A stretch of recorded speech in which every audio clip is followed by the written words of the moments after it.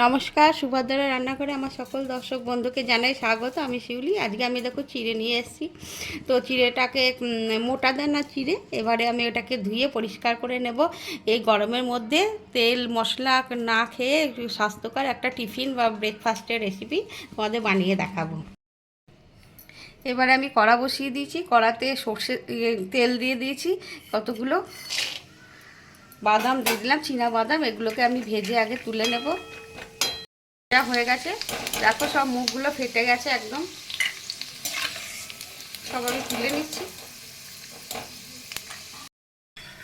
এবার আমি ওই তেলের মধ্যে ফোড়ন দেব, একটু হিং দিচ্ছি। হিংটা অপশনাল, তোমরা চাইলে দিতেও পারো, নাও দিতে পারো। জিরে দিলাম,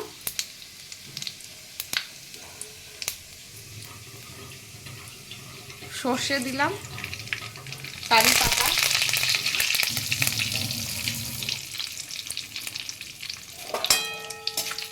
ফোড়নটা আমার প্রায় ভাজা ভাজা হয়ে গেছে, খুব সুন্দর একটা সুগন্ধ বেরোচ্ছে।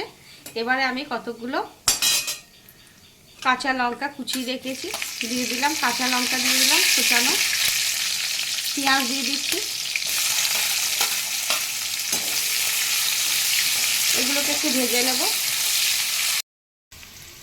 প্রায় পেঁয়াজটা আমার ভাজা ভাজা হয়ে গেছে। এবার আমি একটু হলুদ দিয়ে দিচ্ছি ওর মধ্যে।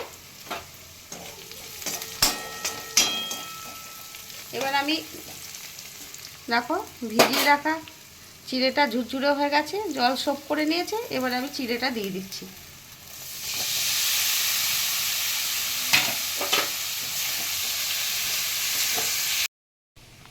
এবার আমি লবণ দিচ্ছি, অল্প করে পরিমাণ মতো স্বাদ মতো লবণ দিয়ে দিলাম, আর একটু চিনি দিয়ে দিচ্ছি।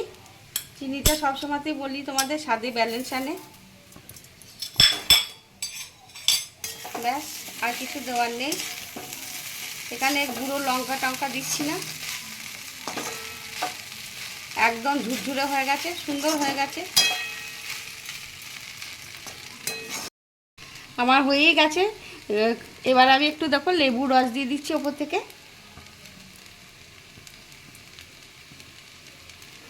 তোমরা এইভাবে বানাবে এই গরমের মধ্যে, প্রচণ্ড গরম, বাচ্চা থেকে বড় সকলের জন্য এটা খুব ভালো একটা হেলদি ব্রেকফাস্ট। এবার আমি কতগুলো বাদাম ওপর থেকে ছড়িয়ে দিচ্ছি। ব্যাস, আমার রেডি, পোহা রেডি। একদম মহারাষ্ট্রের স্ট্রিট ফুড, জনপ্রিয় খাবার একটা পোহা। তোমরা এইভাবে বানাবে, বানিয়ে খেয়ে আমাকে কমেন্ট করে জানাবে তোমাদের কেমন লেগেছে। ওপর থেকে আমি একটু ধনেপাতা কুচো ছড়িয়ে দিলাম, তোমরা চাইলে নারকেলও দিতে পারো। গরমের জন্য আমি নারকেলটা দিলাম না, অ্যাভয়েড করলাম। ঠিক আছে, রেডি। আমি এবার গ্যাস বন্ধ করে কিছুক্ষণ স্ট্যান্ডিং টাইমের জন্য রেখে দিলাম। দেখো আমার পোহা রেডি এবং সার্ভ করে দিয়েছি। তোমরা এইভাবে একবার বানাবে, বানিয়ে খাবে, খেয়ে আমাকে কমেন্ট করে জানাবে তোমাদের কেমন লেগেছে।